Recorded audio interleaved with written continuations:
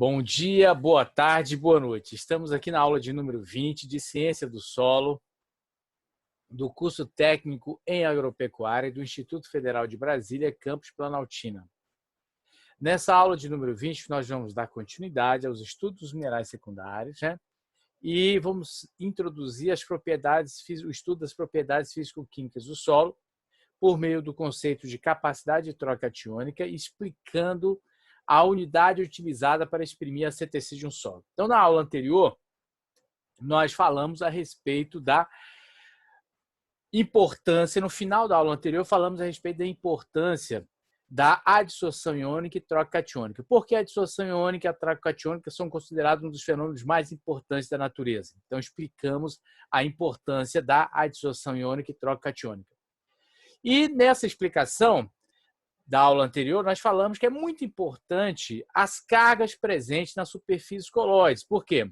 Porque essas cargas elas atraem os cátions da solução e esses cátions ficam aderidos ali na superfície colóide. Muitos desses cátions são importantes para o crescimento e desenvolvimento da planta, portanto, são elementos químicos essenciais para as plantas. E quando eles ficam ali aderidos, eles não estão disponíveis para lixiviação. Então, à medida que vai acontecendo a lixiviação, vai ocorrendo a perda de sais minerais do solo, o solo vai se empobrecendo. Portanto, a superfície dos colóides funciona como um armazém de cátions, como um depósito de cátions, e como esses cátions ficam aderidos com força muito fraca, eles podem serem liberados para a solução do solo, lentamente. Então, há uma possibilidade de repor esses nutrientes que são perdidos pela lixiviação, ou mesmo nutrientes que são absorvidos pelas plantas. Daí a importância da presença dessas cargas. Portanto, quanto mais cargas tiver um solo, maior a sua capacidade de armazenar cátions, maior o seu depósito de cátions, maior capacidade, maior potencial você tem daquele solo de repor aqueles cátions para a solução. Aí vem a pergunta, todos os solos apresentam a mesma quantidade de cargas? Para responder essa pergunta, nós temos que responder o seguinte: quem é responsável pelas cargas no solo? O responsável pelas cargas no solo são os colóides do solo. Quem são os colóides do solo? Argila e matéria orgânica. Os solos apresentam a mesma quantidade de argila e matéria orgânica? Não, os solos não apresentam a mesma quantidade de argila e matéria orgânica. Portanto, a quantidade de cargas de um solo é variável. É variável. Mas, no entanto, é uma informação importante para você entender o potencial daquele solo. Tem de reter cátions importantes. Por que nós falamos potencial do solo reter cátions importantes? Porque tem determinados cátions que são retidos pelas cargas negativas, mas, no entanto, são cátions que prejudicam o crescimento da planta, que é o caso dos íons hidrogênios e dos íons alumínio. Nós temos que associar essa informação, quantidade de carga no solo, com outras informações para tirarmos conclusões a respeito da fertilidade do solo. Mas, no entanto, tudo começa por se saber qual é a quantidade de carga de um solo. Então, qual é importante saber a quantidade de carga de um solo ou de uma amostra de solo? Então, nós já explicamos isso aí. Então, quanto maior a quantidade de cargas que um solo tem, maior capacidade de armazenar cátions, maior é o reservatório de cátions daquele solo, maior capacidade, maior potencial aquele solo tem de repor cátions para a solução. Nós falamos potencial justamente porque existem cátions que estão na solução do solo, como, por exemplo, os íons alumínios e os hidrogênios, que são prejudiciais ao crescimento e desenvolvimento da planta.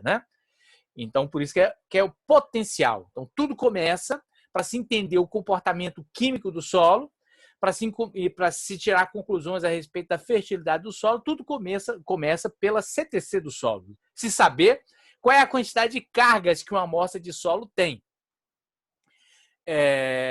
E aí, olha só, que nome nós daríamos à quantidade de cargas de uma amostra de solo? Qual o nome que nós daríamos? Em que unidade nós expressaríamos esta quantidade de cargas? Então, os cientistas pesquisaram, definiram uma metodologia para medir a quantidade de cargas, tiveram que dar um nome para essa quantidade de cargas de uma amostra de solo. Qual o nome que eles deram? Eles deram o nome de capacidade de troca catiônica. Aqui está claro, mas no slide. o nome que eles deram para a quantidade de cargas negativas de uma amostra de solo foi capacidade de troca catiônica. Em que unidade eles expressaram essa quantidade de cargas? A unidade utilizada foi o centimol de cargas por decímetro cúbico de solo, né? Centimol de cargas por decímetro cúbico de solo. Então, essa foi, portanto, a quantidade de cargas de uma amostra de solo é chamada de capacidade de troca catiônica, CTC ou T maiúsculo, né? Para a chamada CTC total. E qual é a unidade utilizada? Centimol de cargas por decímetro cúbico de solo, né? A CTC, né? Aqui ficou mais claro, ficou mais fácil de entender. Então, que nome você daria à quantidade de cargas negativas de uma amostra de solo? Capacidade de troca catiônica, CTC. Em que unidade nós expressaríamos essa quantidade de carga de amostra de solo? Em que unidade é expressa a quantidade de carga de amostra de solo? Centimol de cargas por decímetro cúbico de solo. Tá certo? Então, a CTC, capacidade de troca catiônica, é a quantidade de cargas negativas de uma amostra de solo. Ou ainda, é a capacidade máxima que um solo tem de reter cátions, né? Também é o conceito de CTC. Então, tem esses dois conceitos importantes, mas o mais fácil de entender é que a CTC nada mais é do que a capacidade de troca catiônica, nada mais é do que a quantidade de cargas negativas de uma amostra de solo. E essa quantidade de cargas negativas é expressa pela unidade centimol de cargas por decímetro cúbico de solo. Ok? Então, vou ler algumas coisas aqui, que é mais ou menos a repetição disso que nós falamos, só para a gente consolidar o nosso conhecimento, né? Portanto, a capacidade de troca catiônica, CTC ou T, né?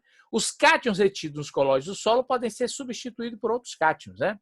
Ou seja, os cátions que estão adsorvidos na superfície da argila ou da matéria orgânica podem ser trocados ou substituídos pelos cátions que estão na solução do solo. Por exemplo, o cálcio pode ser trocado pelo hidrogênio, pode ser trocado pelo potássio e vice-versa, né? A troca catiônica é a propriedade que tem o solo, e mais especialmente os colóides, de trocar cátions de uma maneira reversível. Então, isso é troca catiônica. Não confundir troca catiônica com capacidade de troca catiônica. Capacidade de troca catiônica é a quantidade de cargas negativas de uma amostra de solo. Troca catiônica é o fenômeno no qual os cátions que estão retidos na superfície dos colóides podem ser trocados pelos cátions da solução de uma maneira reversível. Então, há uma diferença entre capacidade de troca catiônica e troca catiônica. Obviamente, esses conceitos estão relacionados, mas capacidade de troca catiônica é uma coisa, troca catiônica é outra, né? Por meio de análises químicas, é possível determinar a quantidade máxima de cátions que um solo é capaz de dissolver. A capacidade de troca catiônica é a quantidade máxima de cátions que uma amostra de solo é capaz de dissolver. É um outro conceito de capacidade de troca catiônica. Como a adsorção é devida às cargas negativas, pode-se dizer também que a capacidade de troca catiônica é a quantidade de cargas negativas de uma amostra de solo. Quanto maior o valor de CTC do solo, maior o número de cátions que ele pode reter. Quanto maior o valor de CTC, maior a quantidade de cargas que aquele solo tem, cargas negativas, né? Os solos eles diferem quanto à sua capacidade de troca catiônica, que nós já explicamos. Então, a CTC, capacidade de troca catiônica, depende da quantidade e do tipo de argila e do teor de matéria orgânica do solo, pois não só os constituintes minerais, como a argila, manifesta cargas, como também a matéria orgânica. Já é conhecido por nós, né? Agora, muito importante. A unidade utilizada para expressar a capacidade de troca catiônica, CTC, é o centimol de cargas por decímetro cúbico de solo. O que vem a ser o centimol, né? O que é o centimol? O centimol é uma subunidade do mol, que é uma unidade de medida muito comum na química, né? Nos estudos de química. Então, o mol é a unidade de medida utilizada para exprimir a quantidade de matéria. O mol é utilizado para medir a quantidade de coisas, né? Assim como a dúzia, ela representa uma quantidade de 12 unidades. Você tem a centena, a milhar, 1 milhão. Você tem um mol. Então, o mol é o mol é utilizado para medir a quantidade de coisas, né? Só que são de coisas muito pequenas, coisas muito numerosas, então você tem que ter uma unidade adequada, que é o mol. Mas nós vamos explicar, o mol representa a quantidade de quantas coisas? Vamos falar aqui. Então, o mol, portanto, ele é utilizado para medir a quantidade de coisas, né? Assim como existe a dúzia, que equivale a 12 unidades, também existe o mol. Só que o mol é utilizado para medir a quantidade de coisas muito pequenas. Quantidade de átomos, quantidade de moléculas, quantidade de íons, quantidade de prótons, quantidade de elétrons, né? Um mol equivale a 6,02 vezes 10 elevado a 23, né? Então, o mol... Então, olha só, o mol representa isso aqui, ó, 6,02 seguido de 23 zeros, né? Seguido de 23 zeros. Na verdade, é o seguinte, é o 6, aí você tem 3, 6, 9, 602 seguido de 3, 6, 9, 12, 15, 18, 21 zeros aqui, né?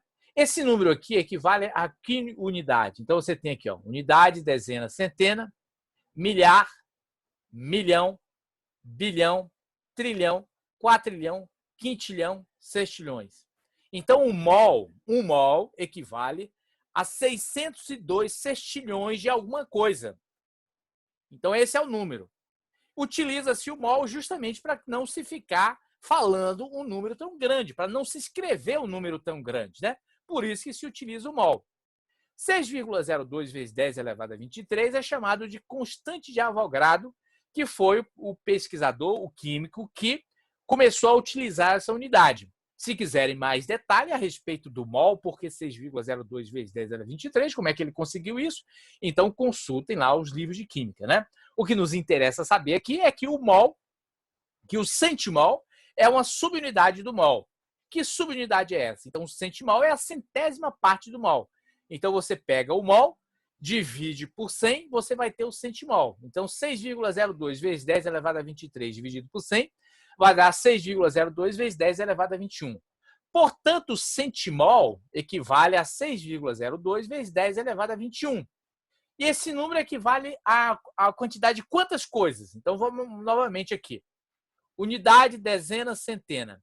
Milhar, milhão, bilhão, trilhão, quatrilhão, quintilhão, sextilhões.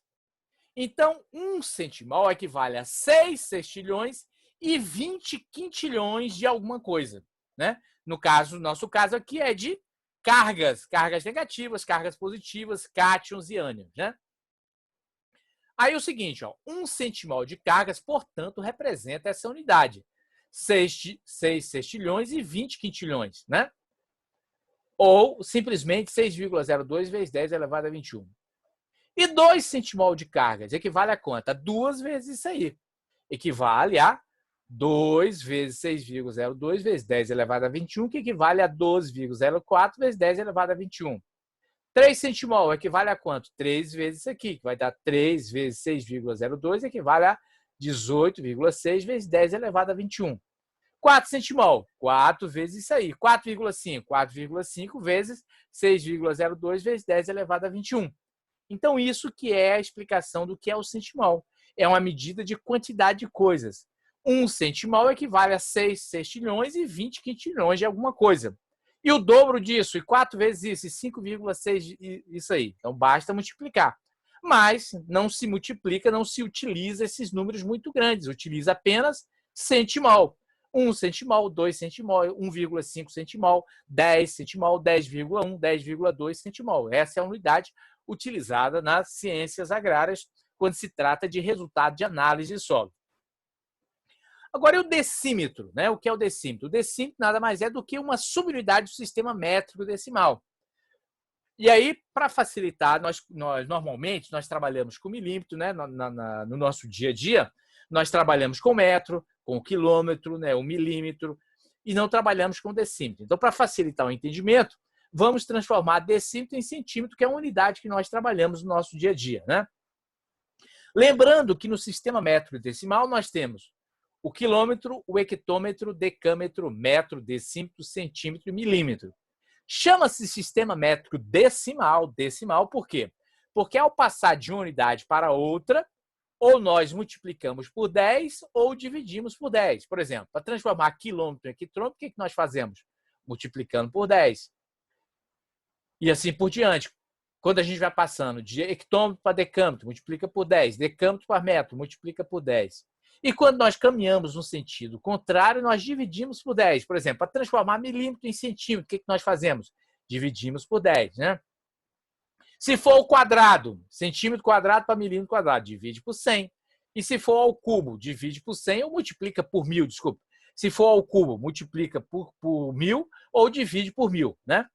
Então, no nosso caso aqui, nós queremos transformar um decímetro em centímetro. Então, um decímetro, eu tenho um decímetro aqui, vou transformar em centímetro. Então, quanto equivale? Quanto equivale? Equivale a decímetro. Um decímetro para transformar em centímetro, multiplica por 10. Então, um decímetro, 10 centímetros. Se for ao cubo, então um decímetro cúbico equivale a quantos centímetros cúbicos? Multiplica por 1000. Então, um decímetro cúbico equivale a 1000 centímetros cúbicos, né? Então, um decímetro equivale a 10 centímetros, né? Então, um decímetro equivale a 10 centímetros. Por quê? Para transformar decímetro em centímetro, multiplicamos por 10. E um decímetro cúbico, para nós visualizarmos um decímetro cúbico. Então, vamos lá. Nós temos aqui um cubo que tem 1 decímetro de diâmetro. 1 decímetro vezes 1 decímetro vezes 1 decímetro vai dar 1 decímetro cúbico. Mas nós não estamos familiarizados com essa unidade, decímetro cúbico. Então, nós vamos utilizar o centímetro. Então, um decímetro equivale a 10 centímetros. Então, um cubo de 1 decímetro de diâmetro de lado significa que ele tem 10 centímetros de lado, 10 centímetros de lado, 10 centímetros de lado. Então, imagine um cubo com 10 centímetros de lado. Você tem uma régua, né? Você tem uma régua aí. Então, utilize uma régua. Então, uma régua, 10 centímetros numa régua equivale a quanto? Ó, 10 centímetros. 10 centímetros equivale... Opa, desculpa aqui. Estou falando...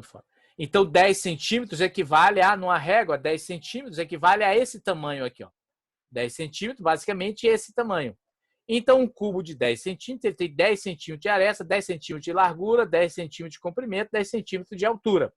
Então, isso que é o decímetro cúbico. Então, 10 vezes 10 vezes 10, nós vamos ter um decímetro cúbico que equivale a 1000 centímetros cúbicos, né? 1000 centímetros cúbicos. Então, se eu tenho 1 centimol por decímetro cúbico, né? 1 centimol por decímetro cúbico significa que eu tenho 6, né?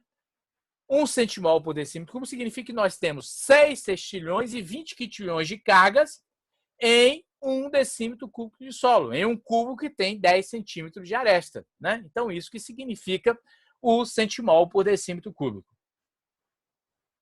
Um exemplo aqui, um solo que possui 3,5 centimol por decímetro cúbico de cálcio significa dizer que o solo possui, né? Ele tem, só para a gente explicar, normalmente 3,5 centimol por decímetro cúbico é a unidade que é utilizada para expressar a ACTC. Mas se nós quisermos saber 3,5 centimol por decímetro cúbico, que equivale a quantas cargas negativas? Então, basta multiplicar 3,5 vezes 6,02. Vai dar quanto? 21,07 vezes 10 a 21 cátions de cálcio em 1 decímetro cúbico de solo, né? Que equivale a esse 21,07 vezes 10 elevado a 21. Se nós quiséssemos falar esse número, como é que nós falaríamos esse número? Centena, unidade, dezena, centena, milhar, milhão, bilhão, trilhão, quatrilhão, quintilhão, sextilhões. Então, seria 21 sextilhões e 70 quintilhões de cátions de cálcio distribuído em 1 decímetro cúbico de solo, né? 1 decímetro cúbico de solo. 1 decímetro cúbico, se nós considerarmos o solo com uma densidade de 1 grama por centímetro cúbico, nós teríamos aí 1 quilo de solo, né? Então, nós teríamos essa quantidade em 1 quilo de solo, né? Em 1 quilo de solo. Então, 1 decímetro cúbico, se a gente considera a densidade do solo de 1 grama por centímetro cúbico, 1 decímetro cúbico equivale, né? 1 decímetro cúbico equivale a 1 quilograma, que equivale a 1 litro, né? Então, muitas vezes, a CTC de um solo ela é expressa em centimol por decímetro cúbico ou centimol por quilograma, né? A CTC dos minerais de argila pode variar de 80, de 8 a 100 centimol por decímetro cúbico de solo. E a do humus pode variar de 150 a 300 centimol por decímetro cúbico, né? Então, só para nós termos uma ideia da quantidade de cargas negativas de uma amostra de solo relacionada também com a superfície específica. Então, nós vimos anteriormente que algumas argilas apresentam elevada superfície específica. Essas mesmas argilas apresentam uma grande quantidade de cargas negativas. Olha só, a CTC das argilas montimorilonita e vermiculita, de 80 a 160 centimol por decímetro cúbico de cargas, né? Então, a caulinita apresenta baixa superfície específica e de 3 a 10 centimol de cargas por decímetro cúbico de solo, né? Existem algumas argilas não silicatadas, chamadas óxido de ferro e alumínio, que também apresentam uma CTC bastante baixa, né? Agora, a matéria orgânica apresenta uma CTC bastante elevada, né? Bastante elevada. Portanto, a partir desse quadro aqui, nós tiramos algumas informações importantes. Que informações importantes são essas? Olha só. Nós falamos que a CTC do solo é importante, né? Quanto maior a quantidade de cargas um solo tem, maior potencial ele tem de reter cátions benéficos para as plantas, né?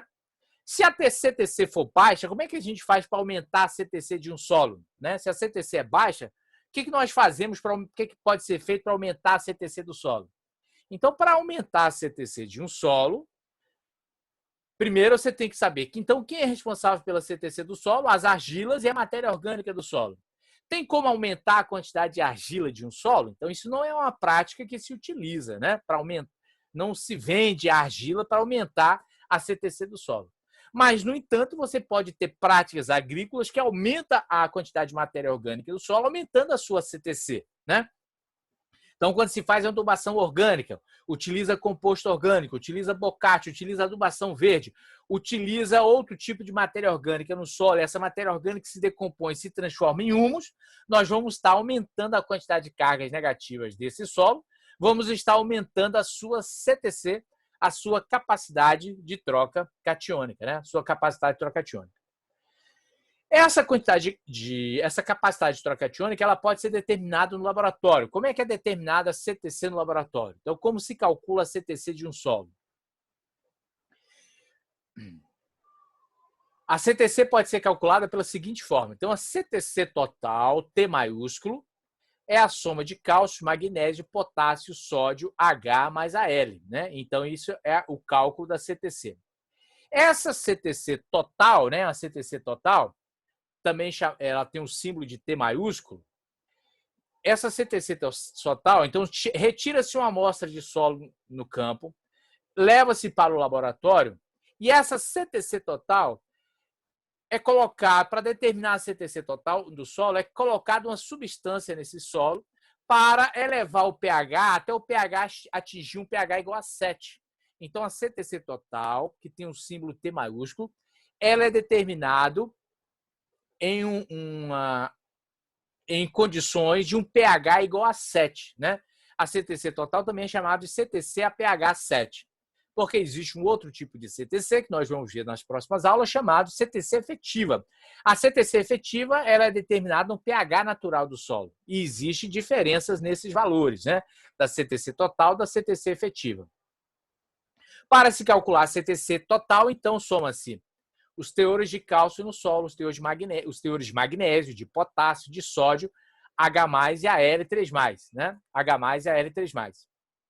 Todos esses valores aqui são expressos em centimol por decímetro cúbico. Então, para se fazer um cálculo, você tem que utilizar valores que estejam na mesma unidade, né? Para que esses valores não ocorram alterações nesses valores. Então, cálcio, magnésio, potássio, sódio e H+, Al, eles são determinados, né? Eles são expressos em valor de centimol. Outra informação importante. Normalmente, os valores de sódio nos solos tropicais, no solo cerrado, eles são muito baixos, né? Então, é muito comum em determinadas análises de solo o valor de sódio não aparecer. Ele não aparece por quê? Porque justamente ele é zero, ele é nulo, né? Nos solos tropicais, no solo cerrado. Então, vamos um exemplo aqui de cálculo da CTC. Então, nós temos aqui um resultado de análise de um solo, né? O resultado de análise do solo, onde nós temos os valores de cálcio, magnésio, potássio, sódio, Al3+, e H+, Al. como é que nós calcularíamos a CTC desse solo? Então, somamos o valor de cálcio, né? Todos esses valores aqui estão em centimol. Se estão em centimol, nós podemos somá-los. Então, a CTC, qual o valor de cálcio? 2. Então, a CTC é o valor de cálcio 2. Mais o valor de magnésio. Qual o valor de magnésio aqui no resultado da análise de solo? 0,8. Eu somo 0,8. Qual o valor de potássio? 0,2. O valor de potássio aqui, 0,2. Somo o valor de potássio. Valor de sódio aqui. O valor de sódio, 0,02. Somei o valor de sódio. Agora, o seguinte, eu não tenho no resultado da análise de solo o valor de hidrogênio separado. Eu tenho a soma H mais AL. E eu tenho aqui no cálculo da CTC H mais AL. Esse H mais AL é o mesmo H mais AL aqui. Então, eu vou somá-lo, né? Então, eu somo aqui a 0,02, somo 3,8. Então, somando a soma de sódio, de cálcio, magnésio, potássio, sódio e H mais AL em conjunto, eu tenho o cálculo da CTC. E esse valor de CTC é quanto? 6,82 centimol por decímetro cúbico é o valor da CTC deste solo. Então, assim, nós calculamos a CTC de um solo. Nesse momento, pode surgir uma dúvida. Se a CTC é a quantidade de cargas negativas de uma amostra de solo, por que nós estamos somando aqui somente os cátions que são positivos? Porque é o seguinte, lá no solo, cada carga negativa atrai uma positiva, né? A relação é de 1 para 1, chamada relação estequiométrica. Então, olha só, se eu tenho 1, 2, 3, 4, 5, 6, 7, 8, 9, 10, 11, 12, 13, 14, 15, 16, 17, 18, 19, 20. 20 cargas positivas. Essas 20 cargas positivas estão neutralizando 20 cargas negativas. Então, por isso que, ao somar as cargas dos cátions que neutralizam as cargas negativas, nós sabemos quais são as cargas somando as cargas positivas dos cátions, nós sabemos quantas cargas negativas estão sendo neutralizadas, né? Então, é assim que se calcula a CTC, né? É assim que se calcula essa CTC. E essa CTC, ela varia de acordo com a quantidade de argila e matéria orgânica no solo. Algumas argilas têm elevada superfície específica e elevada CTC. É o caso da montimorilonita e da vermiculita, né? E a matéria orgânica também tem elevada superfície específica e elevada CTC. Por isso que lá quando nós falamos, algumas aulas atrás, falamos o seguinte: os colóides do solo são responsáveis, são chamados constituintes ativos do solo, né? Os colóides do solo são chamados constituintes ativos do solo. Por quê? Porque esses colóides exercem grande influência no comportamento químico e no comportamento físico do solo.